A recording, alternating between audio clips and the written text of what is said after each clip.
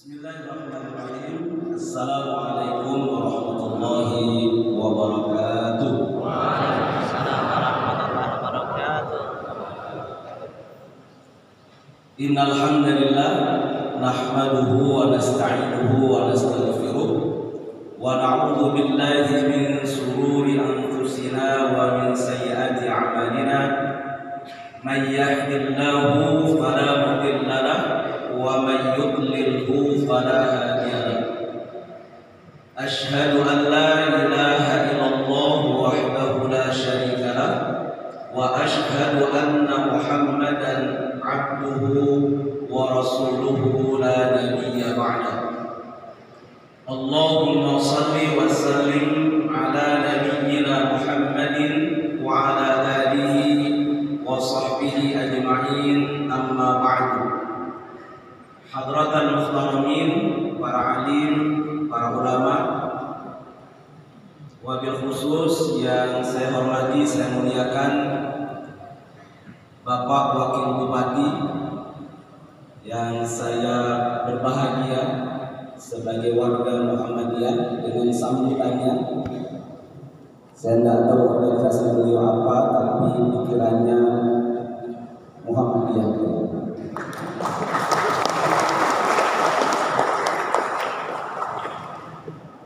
Yang saya hormati pimpinan daerah Muhammadiyah dan Aisyah Kabupaten Pacitan, juga forum komunikasi pimpinan daerah, dan mohon maaf saya tidak bisa sebut satu persatu karena ini acara inti. Acara inti itu tidak banyak ya Pak ya, jadi jangan berharap saya berceramah lebih dari 1 jam atau lebih dari setengah jam, karena saya lihat yang di belakang itu punggungnya sudah kejemur. Ibu boleh masuk kalau sudah mulai merasakan panas di belakang. Tapi insya Allah semua hadirin mulhadrat yang dimuliakan Allah di tempat ini, mudah-mudahan kita bersama-sama selalu dilindungi dan diberkahi oleh Allah Subhanahu wa Ta'ala. Yang pertama, mari bersama-sama kita senantiasa belajar dan terus belajar untuk bersyukur. Kata para ulama, madarul barakah syukur nikmat. Porosnya keberkahan itu letaknya ada pada mensyukuri nikmat. Bila kita mampu mensyukuri setiap jengkal nikmat yang Allah berikan, apapun nikmat itu, pasti nikmat itu akan membawa keberkahan bagi kita bersama-sama. Yang kedua, sholawat beriring salam. Mudah-mudahan senantiasa Allah limpahaturkan untuk suri tauladan kita, Nabi besar Muhammad sallallahu alaihi wasallam. Dan mudah-mudahan kita ini terus diberikan kemampuan untuk bisa meladani keagungan beliau, dan juga mudah-mudahan kelak Allah izinkan baginda Nabi kita untuk memberikan syafaatnya kepada kita bersama-sama. Amin. Yang ketiga, wasiatul awwalin wal akhirin. Wasiat dari para nabi-nabi dahulu hingga nabi kita Nabi Muhammad sallallahu alaihi wasallam adalah anit taqullah, agar kita senantiasa bertakwa kepada Allah. Yang keempat, itu temanya berat, maka saya bawa contekan supaya saya tidak salah ucap. Ini soal kredibilitas organisasi besar di Indonesia, Muhammadiyah. Kalau direkam saya salah, saya nanti pulang akan dibully oleh kawan-kawan semajelis. Kan gitu ya. Karena saya pinginnya tidak ditulis di situ majelis takjid pimpinan pusat Muhammadiyah. Karena memang penyusunan anggota-anggota majelis dan pimpinan majelis belum secara resmi diputuskan, ditetapkan. Majelis yang lama sudah dibubarkan. Tetapi di Muhammadiyah selalu saja kita bekerja bukan berdasarkan pada SK. Sekalipun SK-nya sudah berakhir, sampai SK diterbitkan tetap dianggap sebagai anggota majelis itu. Nah, saya baru menandatangani kesanggupan untuk lanjut. Sekarang harus ada kesanggupan. Dulu langsung tunjuk. Ente masuk sini. Bapak Ibu rahimakumullah, sejak awal Muhammadiyah meneguhkan dirinya sebagai gerakan Islam. Itu yang kita harus pahami. Sebagai warga Muhammadiyah, simpatisan Muhammadiyah atau masyarakat umum, bahwa Muhammadiyah sejak semula meneguhkan dirinya sebagai gerakan Islam. Minimal menurut saya yang dimaksud dengan gerakan Islam itu adalah yang pertama, Muhammadiyah didirikan, dilaksanakan dan dikembangkan itu senantiasa didasarkan pada nilai-nilai ajaran Islam. Yang pertama. Yang kedua, disebut dia sebagai gerakan Islam itu karena dalam seluruh gerak dinamika di Muhammadiyah itu selalu juga dijiwai oleh nilai-nilai luhur agama Islam. Atau gerakan Islam itu dalam kategori yang kedua ini maknanya adalah gerakan yang Islam. Dan yang ketiga, itu sesuai dengan tujuan semula didirikan Muhammadiyah, bahwa dia gerakan Islam, sebuah gerakan yang menjunjung tinggi ajaran agama Islam sehingga terwujud masyarakat Islam yang sebenar-benarnya. Itulah yang disebut bahwa Muhammadiyah ini sebagai gerakan Islam itu. Terus Islam yang seperti apa itu masalahnya? Islam yang seperti apa Muhammadiyah itu pertanyaan yang kedua. Nah, itu bisa dibaca nanti dalam manhaj Muhammadiyah. Ada yang menyebut ideologi Muhammadiyah. Tetapi mungkin saya lebih suka menggunakan manhaj karena ada cantolan ideologis dan normatifnya di dalam Al-Quran. Surat Al-Maidah ayat 48. Wa likullin ja'alna minkum syir'atan wa minhaja. Jadi Allah sendiri sampaikan kepada kita bahwa setiap umat itu Allah sudah berikan kepada mereka tuntunan untuk beramal atau beragama.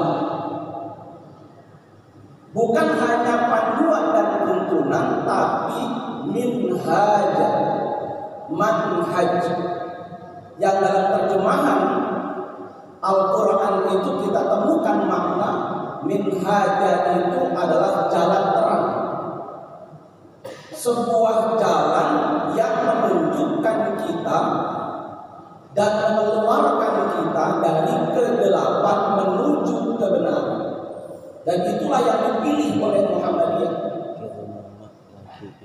Maka syir'ah dan minhaj itu berbeda-beda, beragam. Nah, keberagaman ini itu kehendak dari Allah Subhanahu wa Ta'ala. Jadi jangan sekali-kali kemudian kita menentang kehendak Allah itu. Allah sampaikan, walau sya'allahu la ja'alakum ummatan wahidah. Kalau Allah berkehendak, Allah bisa saja menjadikan semua umat ini satu saja, satu manhaj, satu tuntunan, satu cara. Maka sekali-kali jangan sampai kita mencoba gawe kokoro supaya semua organisasi itu punya satu pemikiran. Itu bikin konflik. Indonesia itu besar karena mampu bersatu dalam perbedaan. Bineka Tunggal Ika. Sementara hari ini ada gerakan-gerakan yang mengatasnamakan Islam ingin menyatukan satu pemikiran yang bukan seperti ini dianggap salah. Ini kami betul-betul wanti-wanti kepada warga Muhammadiyah, karena tidak sedikit warga Muhammadiyah yang sudah mulai mengarah ke arah seperti ini. Pokoknya sing bener iki sing menurutku katanya. Yang lain salah kabeh. Kita tidak diajarkan, maka kita bukan itu. Bapak Ibu sekalian, karena bagi kita perbedaan itu kehendak Allah Subhanahu wa Ta'ala. Jangan kita kemudian menyatukan. Di Yogyakarta itu kita sedang merapatkan barisan di Muhammadiyah ini dengan masuknya paham-paham yang mengatasnamakan Islam dengan ciri ingin menyatukan pikiran dalam satu pikiran. Pokoknya kalau di luar kelompoknya itu pasti salah. Wakil rebutan masjid yang dikudeta pertama itu ketua takmirnya, ketua dekanan. Kebetulan ketua dekanan ini rata-rata orang pati iso maca kitab kuning. Di Muhammadiyah itu memang yang dikedepankan adalah amalnya. Orang yang mudah untuk diajak berbuat kebajikan. Maka nyari ketua takmir yang pandai baca kitab kuning ya agak susah di Muhammadiyah. Sementara mereka ini rata-rata bagus dalam pembacaan kurosnya. Dan itu dijadikan sebagai alat bagi mereka untuk menyudutkan pengurus-pengurus Muhammadiyah dan dikatakan itu salah mas memahami sing bener menurut hadis koyong ini. Akhirnya jamaahnya ikut yang pandai berdalil sehingga dikudeta bersama-sama DKM. Akhirnya banyak masjid-masjid itu yang wakaf Muhammadiyah akhirnya beralih pengelola. Nggak tahu kalau di Pacitan, mudah-mudahan tidak. Mudah-mudahan tidak. Buat kita nggak apa-apa, berbeda itu nggak apa-apa. Nggak usah rebutan gawe masjid diwit. Jangan nyalah-nyalahkan yang lain. Karena ada manhaj itu beda-beda. Disitulah perbedaan. Kalau Allah berkehendak untuk menyatukan, Allah mampu. Tetapi Allah tidak lakukan. Kenapa? Liyabluwakum fima ataakum. Karena Allah hendak menguji atas apa yang diturunkan oleh Allah itu. Apa yang diturunkan oleh Allah? Al-Quran dan juga As-Sunnah Al-Maqbulah.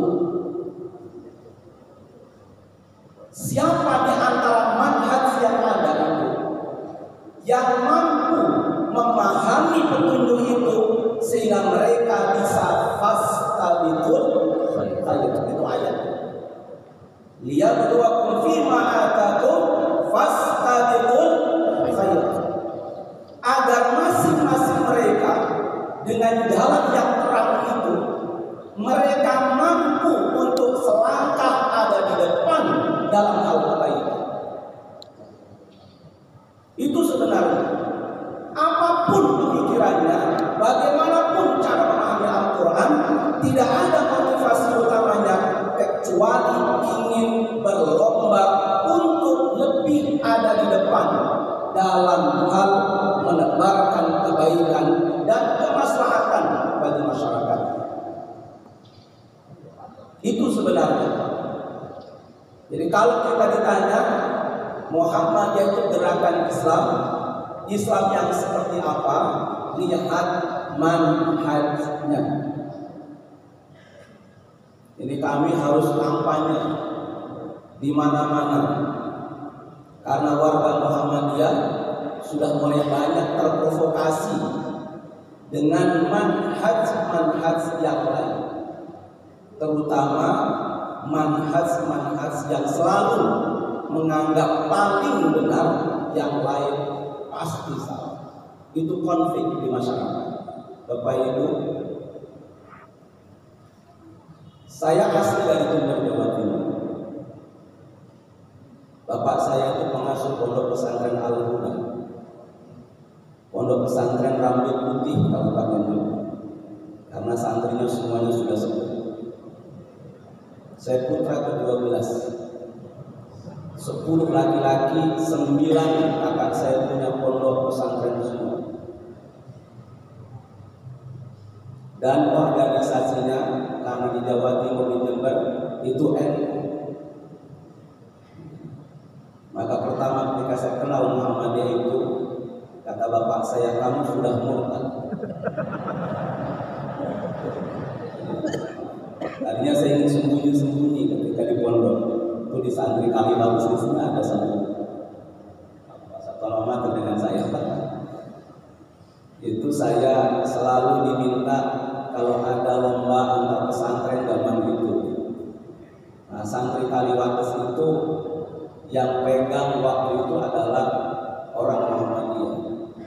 Sehingga kalau mengantarkan lomba untuk santrinya, dia mengatasnamakan pimpinan ranting Aisyah Muhammadiyah, pimpinan cabang Muhammadiyah.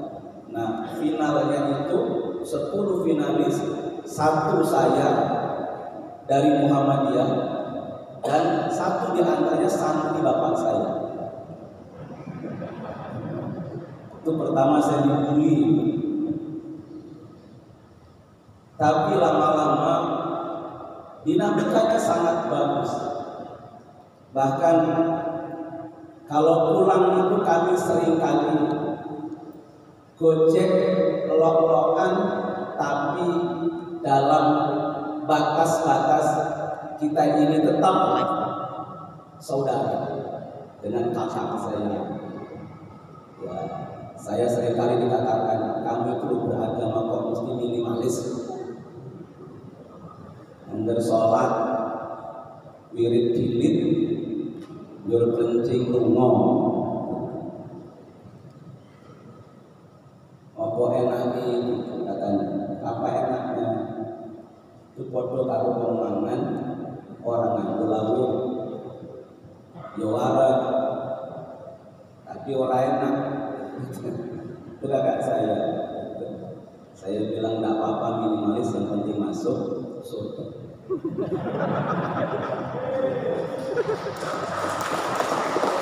Iya, kakak saya sampaikan, yo mlebu swarga boleh, tapi swargamu yo pendek, kamu serapo kok sing penting masuk surga.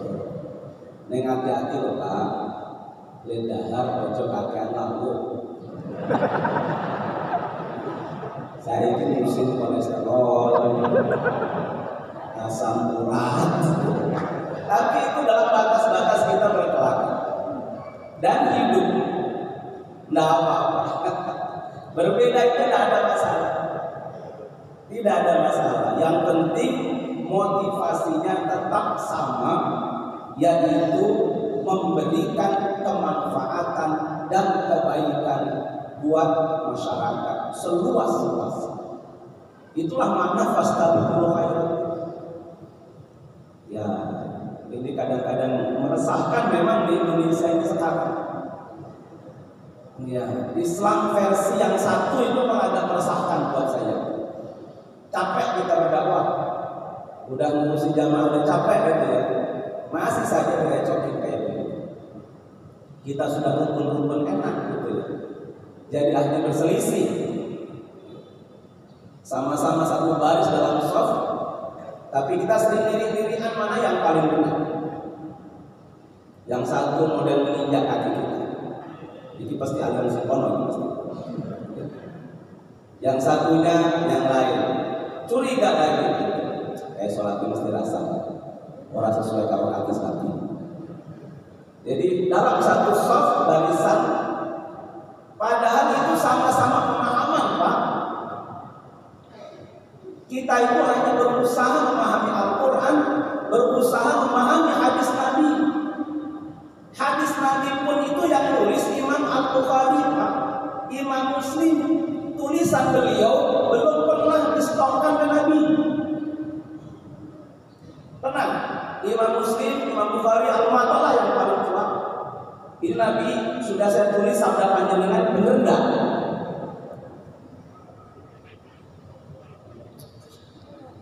Nabi sudah wafat, Pak. Sabdanya baru ditulis. Kehebatan para ulama beristihad membukukan itu semua.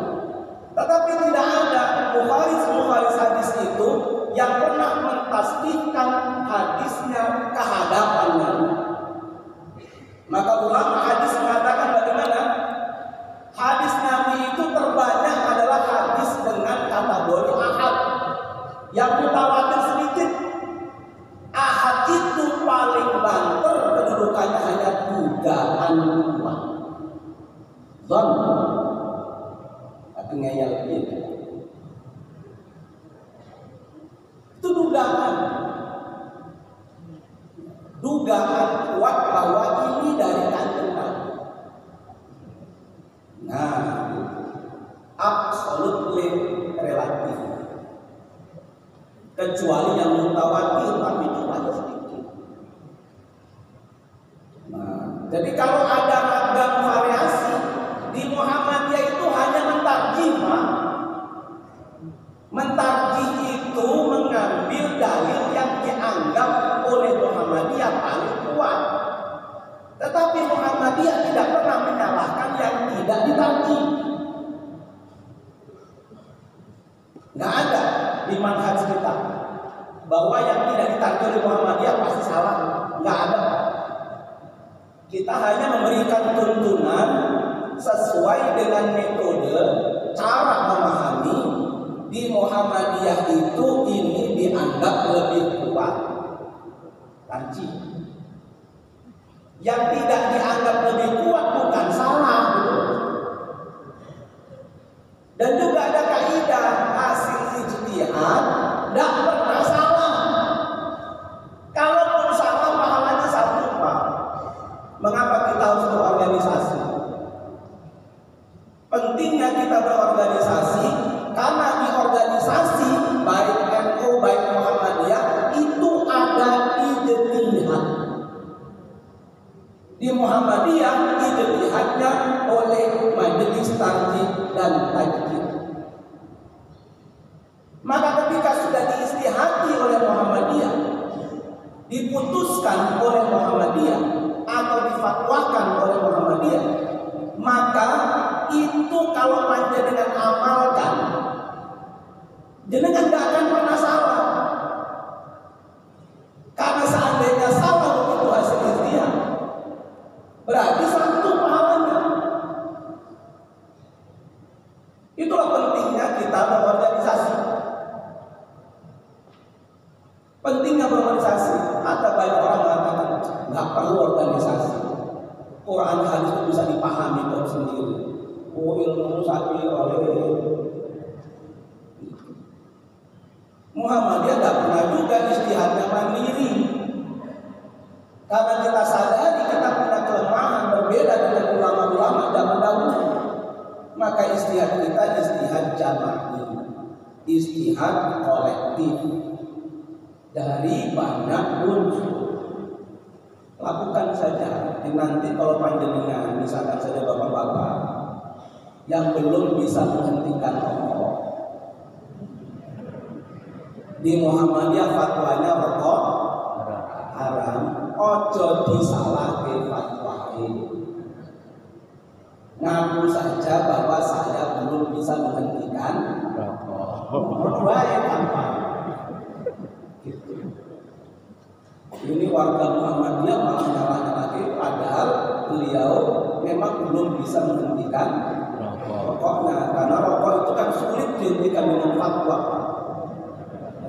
Rokok itu memang akan bisa berhenti, ada dua alternatifnya, dihentikan oleh malaikat Israil, yang kedua difatwakan oleh dokter. Jadi dokter itu jauh lebih efektif ketimbang ulama dan wanita. Gitu kan?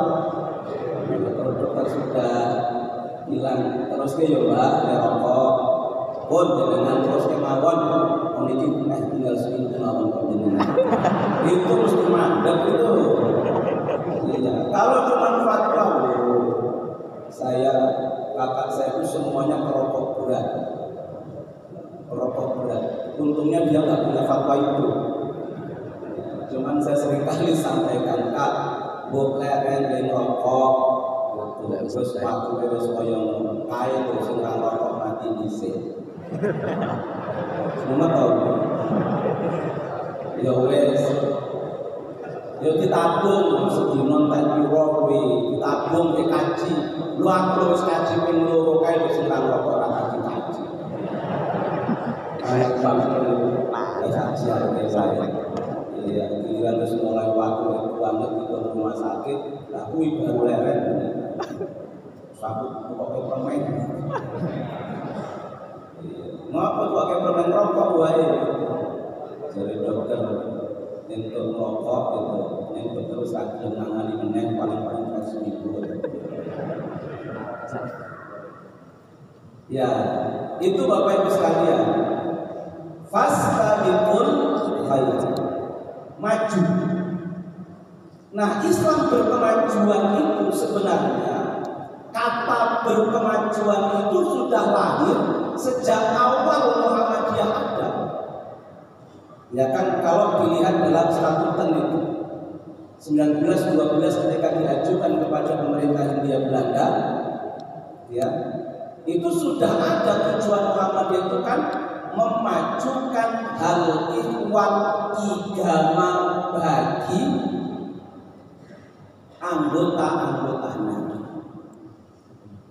Ada kalimat itu juga ketika Kiai Dahlan tausiah kepada murid-muridnya kan juga kalimatnya sama itu. Dadi yo kiai sing kemajuan. Ojo kesel oleh menyambut gawe kanggo Muhammadiyah. Itu kayak sudah ada kata kemajuan itu. Walaupun nanti akhirnya agak hilang, tapi 2010 Muktamar Muhammadiyah di Yogyakarta, kata itu dimunculkan kembali bersamaan dengan saudara kita yang lain memunculkan dan membuat konsep melakukan apa yang disebut dengan Islam Nusantara. Sehingga waktu itu 2010 ya Islam berkemajuan, Islam Nusantara, korea Islam terpecah waktu itu. Sehingga ada kelompok yang tidak mau begitu itu, dia buat istilah Islam Nusantara berkemajuan. Ya. Atau ada yang membuat istilah Islam berkemajuan di Nusantara. Ya ini masing-masing organisasi di dalam mengembangkan manhajnya membuat satu gagasan, yang satu gagasannya Islam Nusantara, yang satu Islam berkemajuan. Tentu Islam sesuai dengan manhaj masing-masing. Nggak usah kayak gitu. Kalau Islam bergampang kayak gitu, ya biasa saja. Yang nggak suka yang Nusantara dilok-lok Muhammadiyah dianggap bid'ah, orang jenenge Islam Nusantara, Islam itu juga Islam. Islam berkemajuan, Islam juga Islam. Ya dia nggak paham saja tentang konsep, landasan, dan gagasan ini dimunculkan. Nah, Bapak Ibu rahimakumullah, itu yang Muhammadiyah punya dari awal, yaitu Islam berkemajuan. Belum ada sampai hari ini penjelasan yang sifatnya itu simpulan, putusan tentang apa yang disebut dengan Islam berkemajuan itu memang ya, belum ada, sehingga masing-masing warga Muhammadiyah membuat satu penjelasan-penjelasan sendiri-sendiri tentang apa yang disebut Islam berkemajuan itu. Sampai kemudian ada juga dengan risalah Islam berkemajuan. Hanya saja semua pendapat itu mengarah pada satu titik penjelasan yang sama sebenarnya, bahwa Islam yang disebut dengan kemajuan itu adalah Islam yang selalu menampilkan kemanfaatan yang sebesar-besarnya diiringi dengan nilai-nilai unggul yang ada di dalamnya, yang dia disesuaikan dengan karakter zamannya. Pada titik yang sama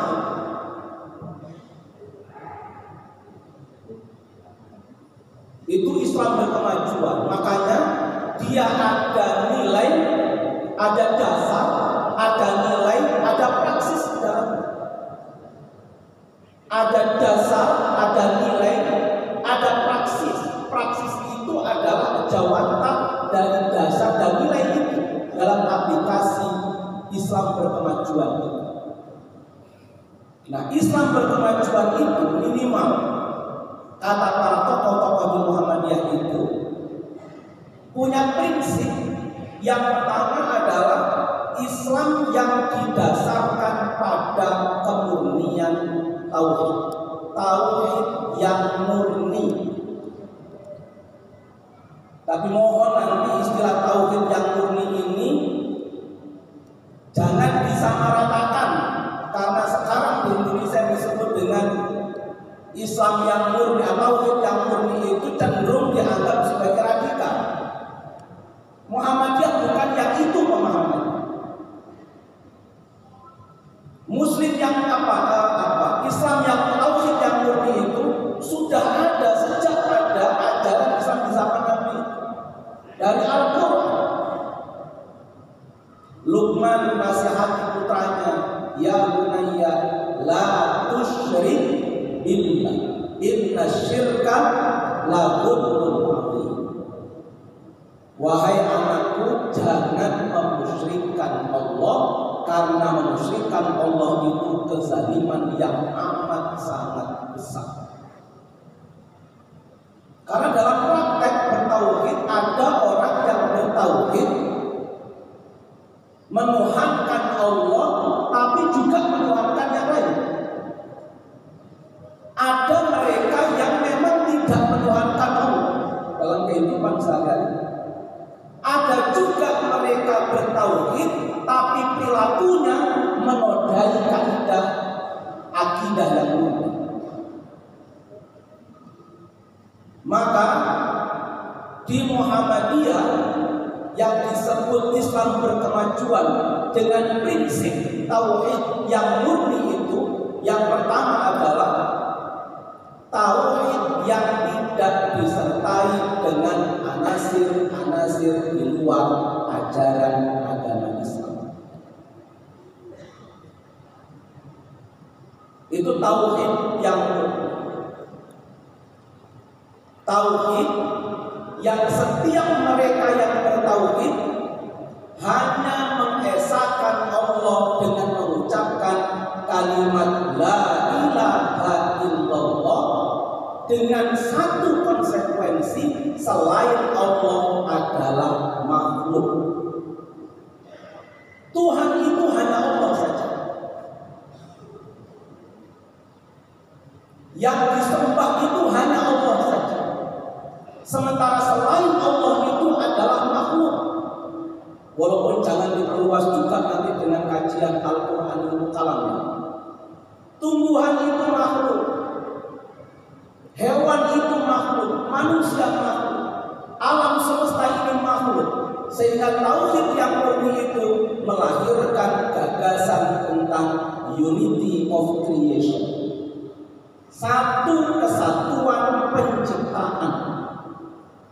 Yang satu ciptaan Allah dengan ciptaan yang lain itu saling terkait berkelindan.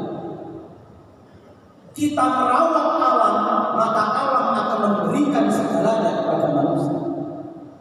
Kita merusaknya, maka alam akan juga merusak kehidupan kita. Unity of creation. Sehingga kita harus merawat. Binatang itu juga makhluk Allah. Ajaran kita luar biasa dalam hal ini. Kalau membeli harus diasah dan seterusnya. Akhlak terhadap binatang ada, akhlak terhadap tumbuhan ada, dan lain sebagainya. Karena seberapa besar kita merawat yang lain, maka sebenarnya itulah yang akan diberikan oleh yang lain kepada kita.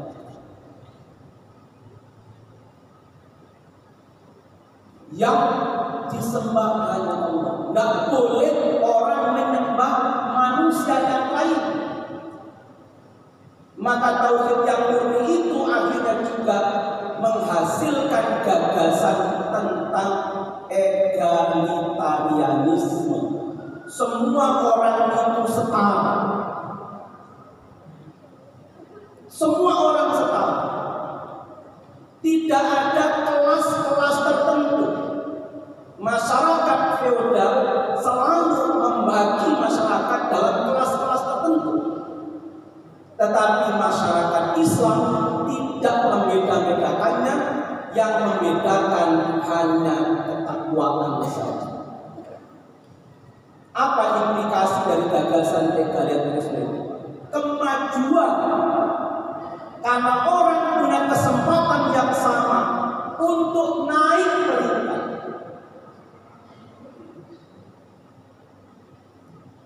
Feodal, nasab menentukan nasib. Betul. Kalau di Yogyakarta itu profesor yang paling pintar nggak mungkin jadi gubernur. Karena gubernur itu pasti harus dari turunan di Pacitan. Di Pacitan tidak mesti dari kalangan ningrat untuk bisa jadi bupati. Karena nasib ditentukan oleh kasab, bukan nasib. Oleh usaha. Jadi Islam berkemajuan dengan prinsip tauhid yang murni itu menggeser masyarakat yang berdasarkan nasabiyah kepada masyarakat yang berdasarkan kasabiyah. Itulah keberhasilan panjang Nabi Rasulullah SAW di masa-masa awal. Karena ajaran yang dibawa adalah ajaran yang menghapuskan kelas, sebagaimana yang terjadi di masyarakat Mekah. Masyarakat Mekah itu ada kelas paling tinggi, tersusun secara piramid. Orang yang berkelas tinggi itu hanya sedikit, yang lain masyarakat biasa bahkan budak. Budak tidak punya akses untuk menaikkan peringkat dia. Maka Arab itu termasuk negara yang sangat tidak berperadaban.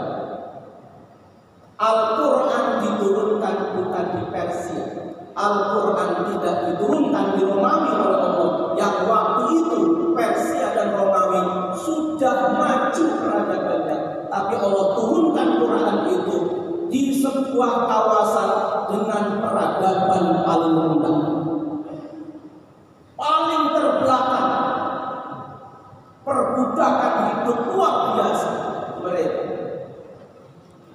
penuhanan kepada orang lain, hidup subur, yang kaya menindas yang miskin tidak bisa naik level karena orang menjadi tidak sama. Maka masyarakat Islam itu menghapus itu, Pak. Kesempatan itu diberikan oleh Allah kepada seluruh manusia tanpa membedakan kelas itu, tergantung kasarnya.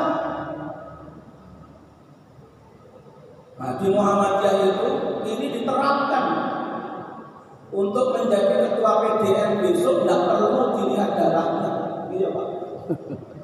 Karena di Muhammadiyah itu semua darah merah.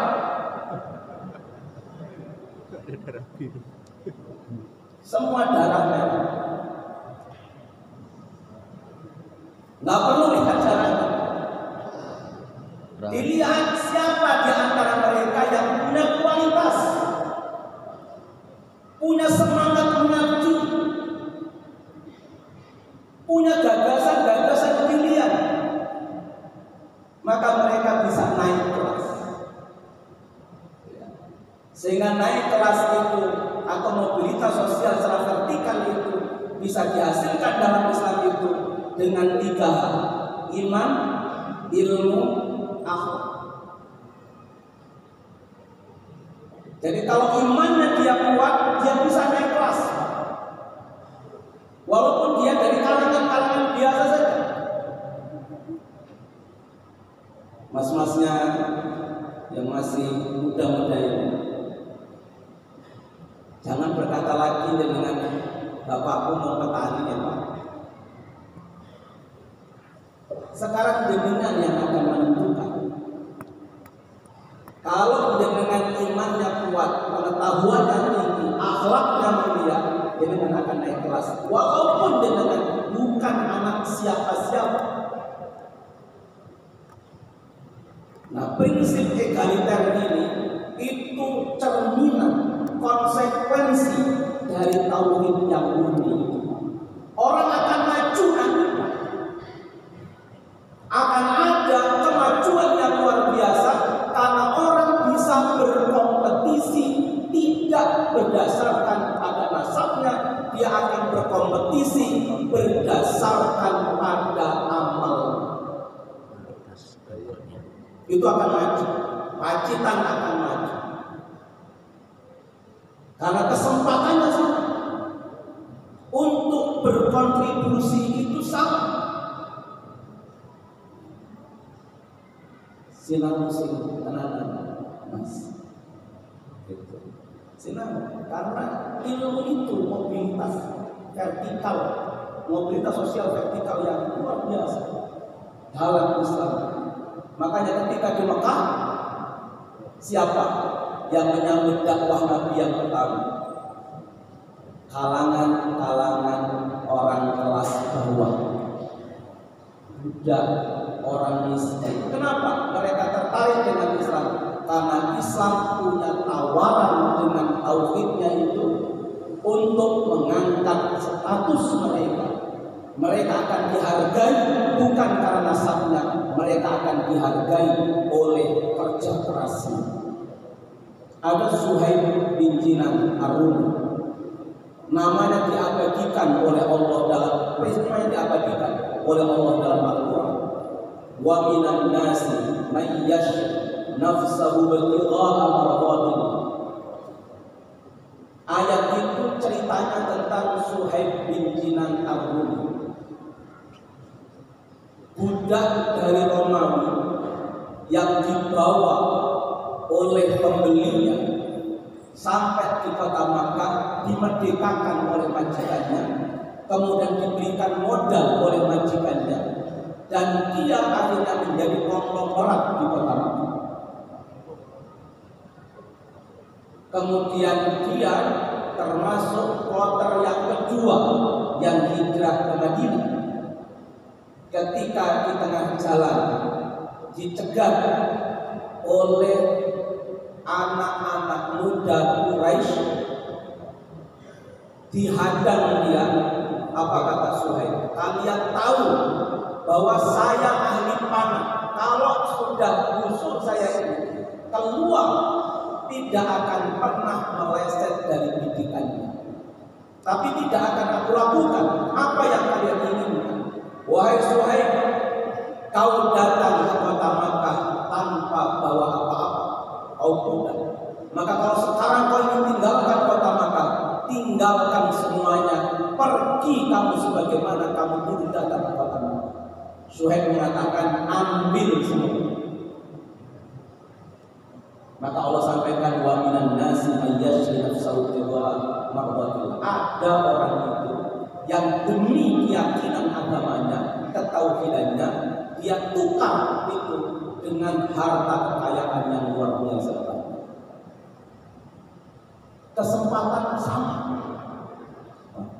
Itu kemajuan, itulah kemajuan.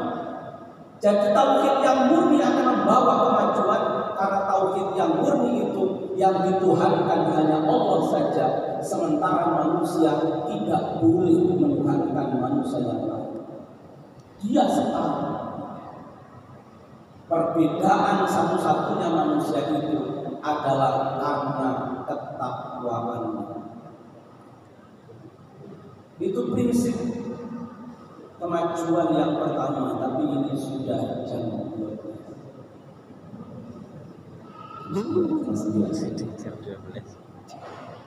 Ibu yang di belakang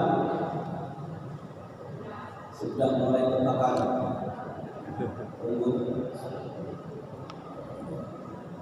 Oke, saya sampaikan singkat saja supaya nanti ini agak lama. Yang kedua, Islam berkemajuan itu punya prinsip, punya pilar.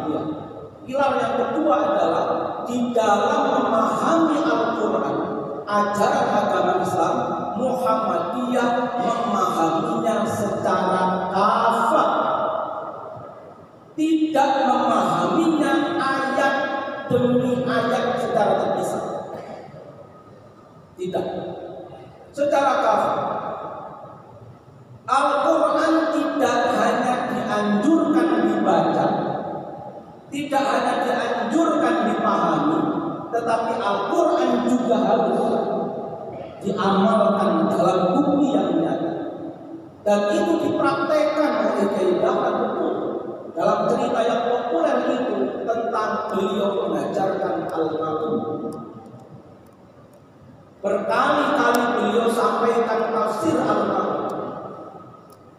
Muridnya bertanya, kok nggak pindah-pindah? Kalau pada kiai kita sekarang, kok orang pindah-pindah ke Pak Yai? Baik-baik saya pindah aja. Apakah sudah kamu amalkan? Sudah Pak Yai. Sudah kami hafal, sudah kami baca sehabis baca Fatihah dalam sholat. Kamu baru mengamalkan satu sisi saja, Mas. Akhirnya oleh kedalan diajak ke pasar, ditunjukkan orang-orang miskin. Inilah pemahaman Al-Quran. Al-Quran tidak dipahami secara terpisah. Akhirnya Al-Quran itu hanya mengawang di langit, tetapi tidak bisa diterapkan dalam kehidupan yang nyata yang terus berubah. Akhirnya orang terpesona hanya dengan romantisme masa lalu.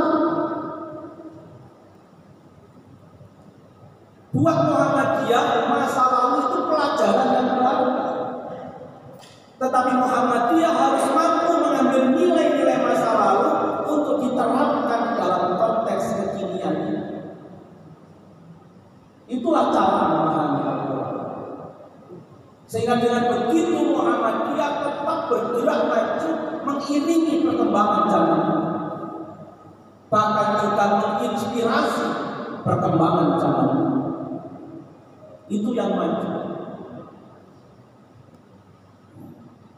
Tapi banyak sekarang masyarakat kita itu kembali ke romantisme masa lalu.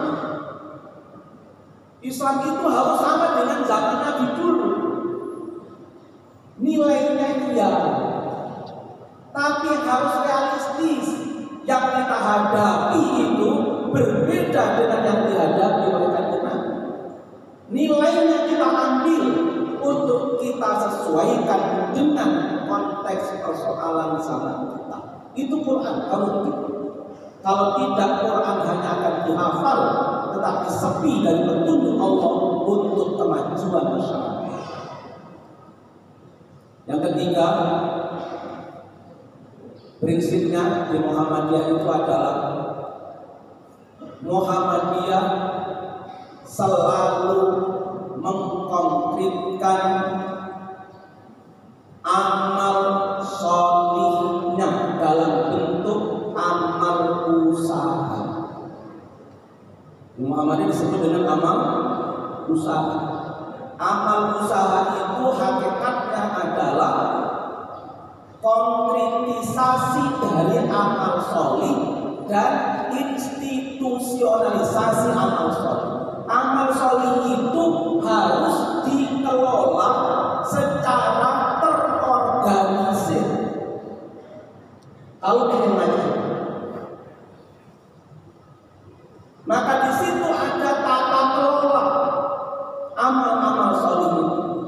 Di Muhammadiyah disebut dengan amal usaha.